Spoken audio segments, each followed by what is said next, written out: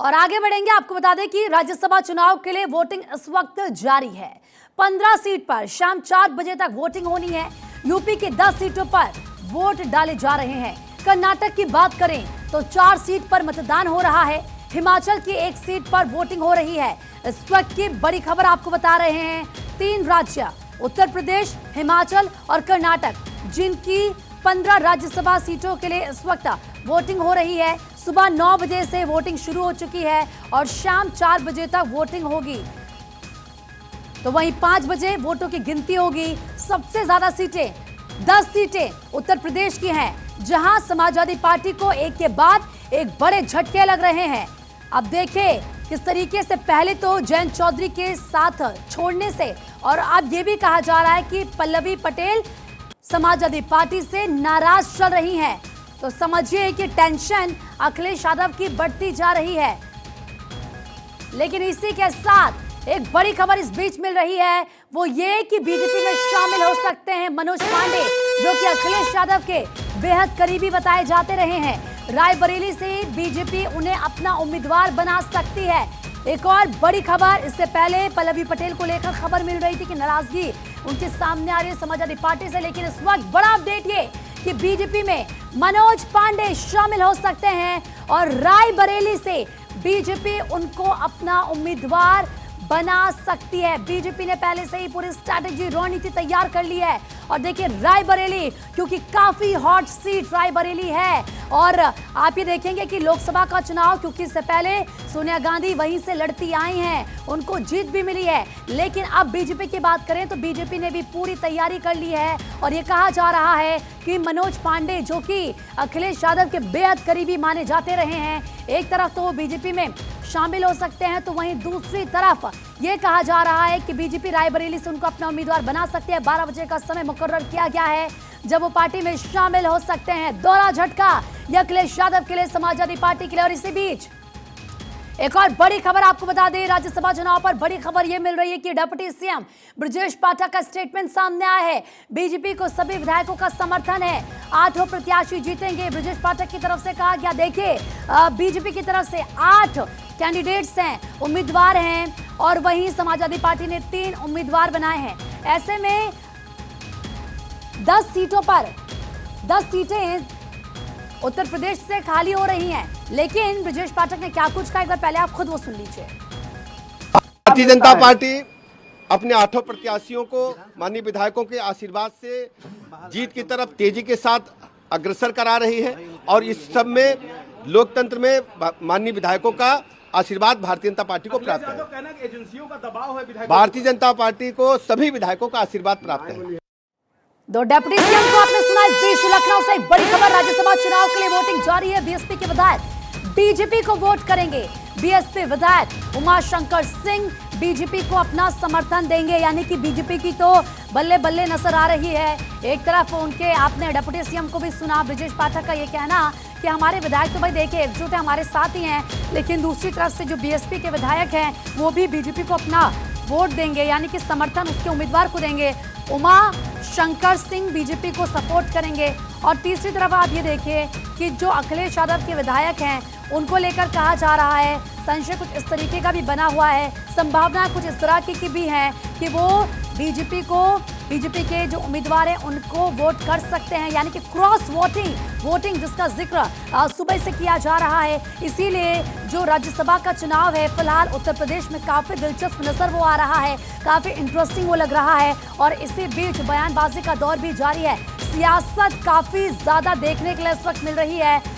सबसे ज्यादा सीटें, क्योंकि उत्तर प्रदेश से 10 राज्यसभा की सीटें हैं, 10 सीटें 11 कैंडिडेट्स, जो कि 8 बीजेपी की तरफ से उतारे गए हैं और 3 समाजवादी पार्टी की तरफ से उतारे गए हैं। लेकिन सवाल ये कि जो तीसरा कैंडिडेट बीजेपी समाजवादी पार्टी की तरफ से उतारा गया है, वो वोट कहां से आएंगे, इतना तो आंकड़ा ही नहीं है समाजवादी पार्टी के पास। और इसीलिए अब जो दोहरे झटके समाजवादी पार्टी को लग रहे हैं वो और ज्यादा मुश्किलें उनकी खड़ी करते हुए नजर आ रहे हैं। सुबह तक कुछ ऐसी भी खबरें थी, क्योंकि जब डिनर के लिए कल बुलाया गया था समाजवादी पार्टी की तरफ से उनके विधायकों को, तो कुछ विधायक नहीं पहुंचे थे। इतना ही नहीं, कुछ पहले ऐसी भी खबरें थी कि जो बीजेपी के विधायक हैं उनकी भी नाराजगी है। लेकिन ब्रिजेश पाठक को आपने सुना, डेप्यूटी सीएम उत्तर प्रदेश की उनकी तरफ से क्लियर कर दिया गया कि सब कुछ ठीक है, सब कुछ चंगा है, हमारे विधायक हमारे साथ हैं। और एक के बाद एक झटका दूसरी तरफ समाजवादी पार्टी को लगता हुआ नजर आ रहा है।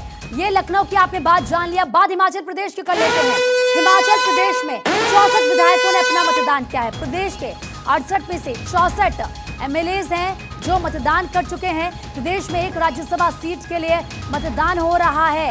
इस वक्त की एक बड़ी खबर ये हिमाचल प्रदेश से आप देख रहे हैं, जहां पर 64 विधायकों ने अपना मतदान किया है। 68 में से 64 एमएलए हैं, विधायक हैं जो मतदान कर चुके हैं। और ऐसे में प्रदेश के एक राज्यसभा सीट के लिए यहाँ पर वोटिंग हो रही है। 9 बजे से वोटिंग शुरू हो चुकी है, शाम 4 बजे तक चलेगी। 5 बजे उसके बाद वोटों की गिनती होगी और काफी दिलचस्प इस बार राज्यसभा का रण नजर आ रहा है। आप समझिए कि किस तरीके से जो विधायक हैं वो वोट करते हैं राज्यसभा जो कैंडिडेट होता है, उम्मीदवार होता है उसके लिए।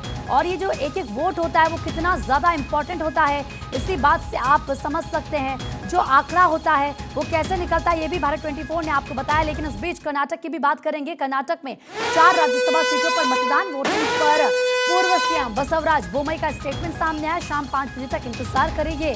बसवराज बोमई की तरफ से कहा गया थोड़ा इंतजार कीजिए, जो पिक्चर है वो क्लियर हो जाएगी, क्योंकि 4 बजे तक वोटिंग होगी। 5 बजे उसके बाद वोटों की गिनती होगी। तो जाहिर सी बात है, उनके कहने का ये मतलब है कि पिक्चर एकदम सबके सामने होगी, साफ होगी। और इसी के साथ हिमाचल, कर्नाटक और उत्तर प्रदेश ये 3 ऐसे राज्य हैं जहां की 15 राज्यसभा सीटों के लिए मतदान हो रहा है। इसके अलावा अगर आप बाकी राज्य और उनकी लोकसभा सीटों की बात करेंगे तो निर्विरोध जो उम्मीदवार है उनको चुन लिया गया है।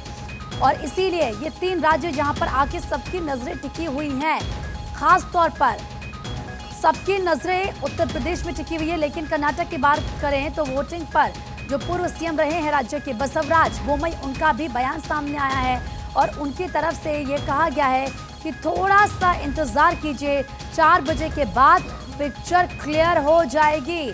आप समझिए ये राज्यसभा का चुनाव है, इसके बाद लोकसभा चुनाव होने हैं। और राज्यसभा चुनाव में तो क्योंकि विधायकों की तरफ से वोट डाला जाता है, विधानसभा के जो विधायक हैं वो वोटिंग कर रहे हैं। और ऐसे में ये अगर कहीं कहीं पर क्रॉस वोटिंग होती है तो कौन सी पार्टी कितनी ज़्यादा मजबूत हो रही है और किसके अंदर खाने क्या खिचड़ी पक रही है, इस चीज़ से आप ये अंदाज़ा लगा सकते हैं।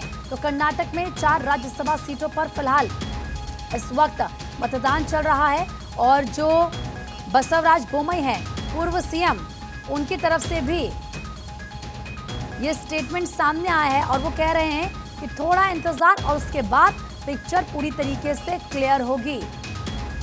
तो हर पार्टी की कोशिश है कि ज़्यादा से ज़्यादा उसके उम्मीदवार पहुंचे राज्यसभा, ताकि आप जानते हैं चाहे लोकसभा की बात करें, राज्यसभा की बात करें, जिसके पास ज़्यादा सांसद होते हैं उसके लिए आसानी से कोई भी बिल पास कराना, प्रस्ताव लाना इजी होता है। तो वहीं विधानमंडल पहुंचे हैं मनोज पांडे, उनको लेकर ये बड़ी खबर। सीएम योगी से वो मुलाकात करेंगे। मनोज पांडे को आप समझिए अखिलेश यादव के करीबी रहे हैं, समाजवादी पार्टी के विधायक, और अब उनका जो रिश्ता है वो भारतीय जनता पार्टी से मजबूत होते हुए नजर आ रहा है।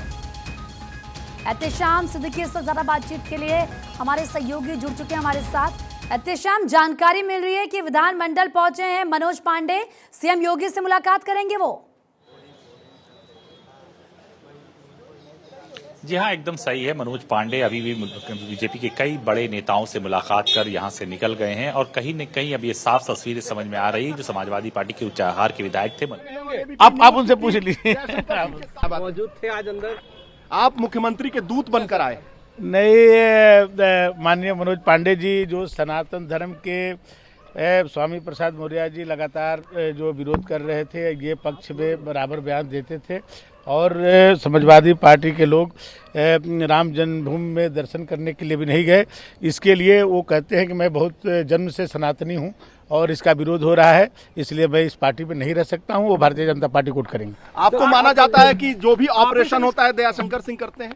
नहीं, सभी माननीय मोदी जी के और जोगी जी के नेतृत्व में लोग भरोसा करके आज जो है भाजपा के साथ खड़े हो रहे हैं। बहुत सारे लोग हैं, बहुत सारे दलों के लोग हैं जो आज मोदी जी की नीतियों से प्रभावित होकर के भाजपा समाजवादी पार्टी के कितने विधायक संपर्क में हैं? समाजवादी पार्टी के दर्जनों विधायक है। जितनी आवश्यकता होगी भारतीय जनता पार्टी के वोट के लिए उतना करेंगे।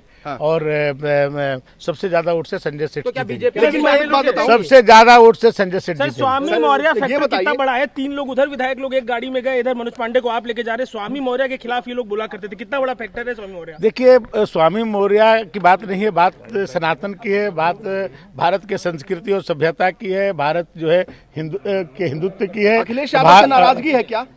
देखिए, जो आदमी जन्म से सनातनी हो, पूरे जीवन जिसका बीता हो और जिस दल में आज राम को ही नकारा जाता हो, तो इसके आधार पर इन्होंने निर्णय लिया। लेकिन ये बताइए, कहा जाता है दयाशंकर सिंह अभी तो मुख्य सचेतक के पद से इस्तीफा दे, क्या आने वाले दिनों में बीजेपी भी ज्वाइन करने वाले हैं?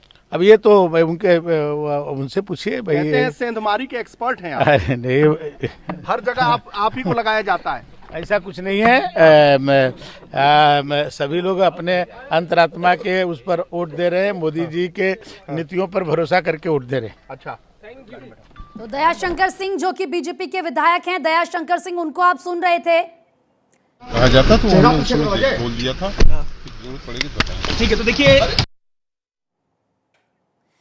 तो इससे पहले आपने दयाशंकर सिंह को सुना जो कि बीजेपी के विधायक हैं। उनसे जब सवाल किया गया मनोज पांडे को लेकर, तो उन्होंने कहा कि 12 बजे तो बीजेपी में शामिल होंगे, लेकिन ये शामिल होने के पीछे की वजह यह है कि समाजवादी पार्टी के अंदर राम मंदिर को लेकर, प्रभु श्री राम को लेकर, सनातन धर्म को लेकर जो बातें की गई वो उनको पसंद नहीं आती थी, और इसको लेकर वो समाजवादी पार्टी से नाराज भी थे। कई बार इस बात को उन्होंने कहा भी था, और यही एक बड़ी वजह उनकी तरफ से कही जा रही है। तो वहीं राज्यसभा चुनाव पर एक और बड़ी अपडेट आपको बता दें, बीजेपी नेता सिद्धार्थ नाथ सिंह का स्टेटमेंट सामने आया। बीजेपी के सभी उम्मीदवार जीतेंगे, ये उन्होंने कहा है। सिद्धार्थ नाथ जिन्हें ये कहते हुए नजर आए कि जिन्हें डर है वे सुबह से आरोप लगा रहे हैं, उन्हें अपना घर संभालना नहीं आता है। दरअसल ये आरोप की बात कहते हुए वो नजर आ रहे हैं कि जो डरे हुए हैं वो सुबह से इस तरह के आरोप लगा रहे हैं। समाजवादी पार्टी पर निशाना उन्होंने साधा है। एहतेशाम सिद्दीकी क्योंकि लगातार हमारे साथ जुड़े हुए हैं। एहतेशाम, आरोप प्रत्यारोप का दौर तो चलता ही रहेगा जब तक नतीजे सबके सामने नहीं आ जाते। लेकिन उससे पहले हमने दयाशंकर सिंह को सुना। वो ये कह रहे हैं कि देखिए, जो समाजवादी पार्टी के अंदर सनातन धर्म को लेकर, राम मंदिर को लेकर बातें कही जाती थी, उसको लेकर नाराजगी कहीं ना कहीं मनोज पांडे में थी, और इसी का नतीजा ही है।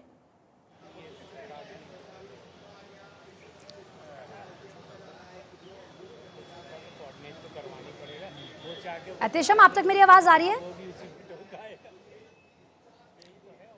जी हाँ, देखिए, जिस तरह से मनोज पांडे ने सचेतक पद से इस्तीफा दिया है, ये नाराजगी कोई आज की नहीं है। ये नाराजगी उस वक्त की थी जब स्वामी प्रसाद मौर्य अपना बयान देते थे और खुलकर उस बयान के पलटवार करते थे मनोज पांडे। तो इसी जो खाई थी, इसी खाई का फायदा भारतीय जनता पार्टी ने उठा लिया, क्योंकि भारतीय जनता पार्टी को एक अपर कास्ट का चेहरा चाहिए था जो रायबरेली में मजबूत हालात में है। हम आपको बता दें कि समाजवादी पार्टी और कांग्रेस के गठबंधन के बाद बीजेपी और सक्रिय हो गई है, क्योंकि बीजेपी को पता है कि कांग्रेस कहीं न कहीं प्रियंका गांधी को रायबरेली से उतार सकती है, और ऐसे में अगर मनोज पांडे को अपने खेमे में ले लेती है तो लोकसभा में मनोज पांडे को प्रियंका गांधी के खिलाफ मैदान में उतारा जा सकता है। आज वही तस्वीर देखने को मिली है, और हम आपको बता दें कि जिस तरह से अखिलेश यादव के डिनर डिप्लोमेसी पार्टी में नहीं गए थे और अखिलेश यादव के बेहद करीबी थे, और आज अचानक उन्होंने अपना सचेतक पद से इस्तीफा दे दिया है, तो और वोट उन्होंने बाकायदा बीजेपी के कैंडिडेट को किया है। तो आने वाले वक्त में वो समाजवादी पार्टी से इस्तीफा देकर बीजेपी में शामिल हो जाएंगे, और बीजेपी में शामिल होकर वो लोकसभा का चुनाव रायबरेली से लड़ेंगे। ये तस्वीर निकलकर सामने आ रही है, और जिस तरह से समाजवादी पार्टी का और भी दूसरे विधायक भी अपने फायदे के तहत, अपनी रणनीति के तहत बीजेपी में जा रहे हैं, वो भी न कहीं कोई न कोई फायदा ले रहे हैं। उनको पहले से कहीं न कहीं से ये उम्मीद है कि वो एमएलसी बन सकते हैं या तो लोकसभा का टिकट लड़ सकते हैं। इसके मद्देनजर कई विधायक क्रॉस वोटिंग में शामिल हुए हैं, और क्रॉस वोटिंग कर वो बीजेपी के 8वें कैंडिडेट को जिताने में कामयाब हो जाएंगे। ठीक है एहतेशाम, आप नजरें अपनी बनाए रखेगा। फिलहाल बहुत बहुत शुक्रिया तमाम जानकारी देने के लिए। लेकिन हैरानी की बात यह है कि अखिलेश यादव को पता तक नहीं चला कि उनके पार्टी के अंदर जो स्टेटमेंट सनातन धर्म को लेकर, प्रभु श्री राम को लेकर, राम मंदिर को लेकर दिए जा रहे थे, उसका खामियाजा उनको आगे उठाना पड़ सकता है, और आज उसका नतीजा नजर भी आ रहा है।